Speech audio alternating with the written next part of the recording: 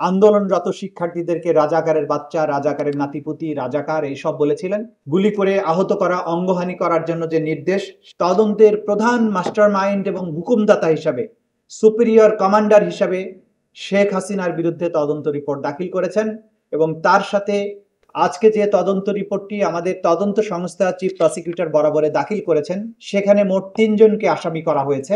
সেই ৩ জন হচ্ছেন শেখ হাসিনা, দ্বিতীয় জন হচ্ছেন তদানীন্তন স্বরাষ্ট্রমন্ত্রী আসাদুজ্জামান খান কামাল, তৃতীয় জন হচ্ছেন তদানীন্তন পুলিশের মহাপরিদর্শক চৌধুরী আব্দুল্লাহ আল মামুন। আপনারা জানেন যে আন্তর্জাতিক অপরাধ ট্রাইব্যুনালের তদন্ত সংস্থা, তার কাছে কোনো এফআইআর দাখিলের কোনো ব্যবস্থা নাই, কমপ্লেন্ট আনুষ্ঠানিকভাবে দেওয়ার কোনো ব্যাপার নেই। তিনি যদি তার নিজের জ্ঞান থেকে, নলেজ থেকে বা যে কোনো সূত্র থেকে অপরাধ সংঘটিত হয়েছে মর্মে তার নলেজে আসে, তাহলে তিনি সেটার ভিত্তিতেই তদন্ত শুরু করতে পারেন। সেই হিসাবে গত 14ই আগস্ট তারিখে একটা কমপ্লেন্ট রেজিস্টার রুজু করা হয় আন্তর্জাতিক অপরাধ ট্রাইব্যুনালে তদন্ত সংস্থায়। তার ভিত্তিতে 14/10/2024 তারিখে, অর্থাৎ তার 2 মাস পরে তদন্তকারী কর্মকর্তা নতুনভাবে নিয়োগ প্রাপ্ত হবার পরে তিনি তদন্ত শুরু করেন এবং তদন্ত শুরু করার 6 মাস 28 দিনের মধ্যে তিনি তদানীন্তন স্বরাষ্ট্রমন্ত্রী আসাদুজ্জামান খান কামাল এবং আইজিপি চৌধুরী আব্দুল্লাহ আল মামুনের বিরুদ্ধে রিপোর্ট দাখিল করেছেন।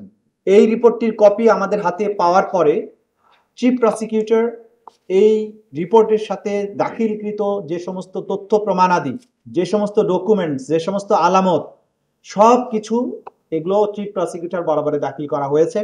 চিফ প্রসিকিউটর আইন অনুযায়ী এই সমস্ত রিপোর্ট, তথ্য প্রমাণাদি, আলামত সব কিছু বিশ্লেষণ করার পরে তিনি যদি মনে করেন যথেষ্ট প্রমাণাদি পাওয়া গিয়েছে, তাহলে তিনি সেগুলোর ভিত্তিতে আনুষ্ঠানিক অভিযোগ অর্থাৎ ফর্মাল চার্জ আন্তর্জাতিক অপরাধ ট্রাইব্যুনাল বরাবরে বিচারের জন্য দাখিল করবেন।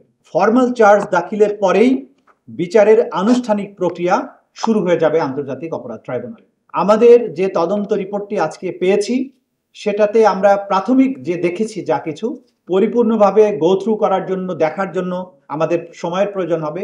সেটা দেখেই আমরা পর্যালোচনা পূর্বক ফর্মাল চার্জ বা আনুষ্ঠানিক অভিযোগ দাখিলের ব্যাপারে কাজ করব। প্রাথমিকভাবে তার বিরুদ্ধে মূলত 5টি অভিযোগ আনা হয়েছে। সেই 5টি অভিযোগের 2টো অভিযোগের কথা শুধু আপনাদেরকে আমরা জানাবো, বাকিগুলোর কথা আজকে আমরা আপনাদেরকে জানাবো না। প্রথম অভিযোগটা হচ্ছে যে তিনি এই মানবতা বিরোধী অপরাধ সংগঠনের উস্কানি দিয়েছিলেন, প্ররোচনা দিয়েছিলেন 14ই জুলাই তারিখে সংবাদ সম্মেলনের মাধ্যমে আন্দোলনরত শিক্ষার্থীদেরকে রাজাকারের বাচ্চা, রাজাকারের নাতিপুতি, রাজাকার এইসব বলেছিলেন এবং বলার মাধ্যমে তাদের বিরুদ্ধে যে মানবতা বিরোধী অপরাধ, তাদের বিরুদ্ধে রাষ্ট্রীয় বাহিনীগুলোকে, আইন শৃঙ্খলা রক্ষাকারী বাহিনী এবং বিভিন্ন বাহিনী, গোয়েন্দা সংস্থা, তাদেরকে লেলিয়ে দেওয়া হয়েছিল। সেই নির্দেশের সব সরাসরি প্রমাণপত্র আন্তর্জাতিক অপরাধ ট্রাইব্যুনালের তদন্ত সংস্থা হাতে পাওয়ার প্রেক্ষিতে তার বিরুদ্ধে দ্বিতীয় অভিযোগটি দাখিল করেছেন এবং সেখানে মার্ডারের জন্য নির্দেশ, গুলি করে আহত করা, অঙ্গহানি করার জন্য যে নির্দেশ, এইটাকে সহায়তা করা, কমপ্লিসিট করা এবং কনস্পিরেসি করা এই কাজের জন্য, এই ব্যাপারে দ্বিতীয় অভিযোগটি আনা হয়েছে।